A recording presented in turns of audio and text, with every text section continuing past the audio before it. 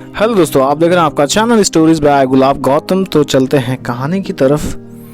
अगर आप सभी ने कभी भी ये सोचा है कि क्रोध हानिकारक हो सकता है, तो हो सकता है ये कहानी है उनके लिए जो कभी भी क्रोधित होते हैं। क्रोध आता है तो इस कहानी को सुन लिया, आपकी क्रोधिता खत्म हो जाएगी। एक दिन गौतम बुद्ध अपने शिष्यों के साथ एकांत में बैठे हुए थे।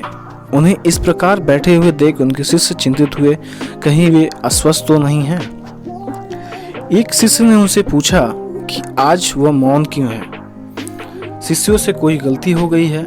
इसी बीच एक अन्य शिष्य ने पूछा कि क्या वह अस्वस्थ हैं पर बौद्ध मौन रहे। तभी कुछ दूर खड़ा व्यक्ति जोर से चिल्लाया, आज मुझे सभा में बैठने की अनुमति क्यों नहीं दी गई है। बुद्ध आंखें बंद कर ध्यान में मग्न हो गए। वह व्यक्ति फिर से चिल्लाया, मुझे प्रवेश की अनुमति क्यों नहीं मिली। इस बीच एक उदास शिष्य ने उसका पक्ष लेते हुए कहा, उसे अनुमति दी जाए। बुद्ध ने आंखें खोली और बोले, नहीं, वह अछूत है, उसे आज्ञा नहीं दी जा सकती। यह शिष्य को सुनकर आश्चर्य हुआ। बुद्ध उनके मन का भाव समझ गया और बोले, हाँ, वह अछूत है। इस पर कई शिष्य बोले कि हमारे धर्म में तो जात पात का कोई भेद ही नहीं है, फिर वह अछूत कैसे हो गया।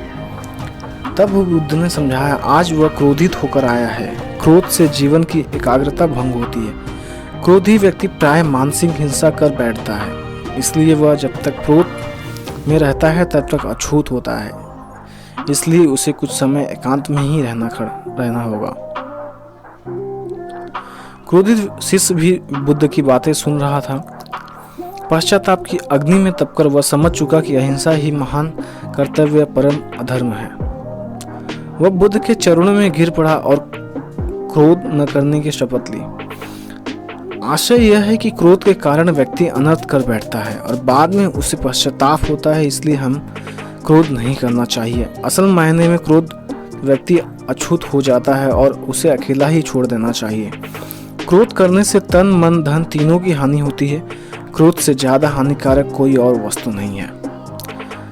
बुद्ध ने कहा, क्रोध को पाले रखना गर्म कोयले को किसी और पर फेंकने की नीयत से पकड़े रहने के समान है। इसमें आप ही जलते हैं, उसका कुछ भी नहीं होता है। तो ये छोटी सी कहानी महात्मा बुद्ध की कैसी लगी कमेंट में ज़रूर बताएं और वीडियो देखने के लिए धन्यवाद। जय हिंद।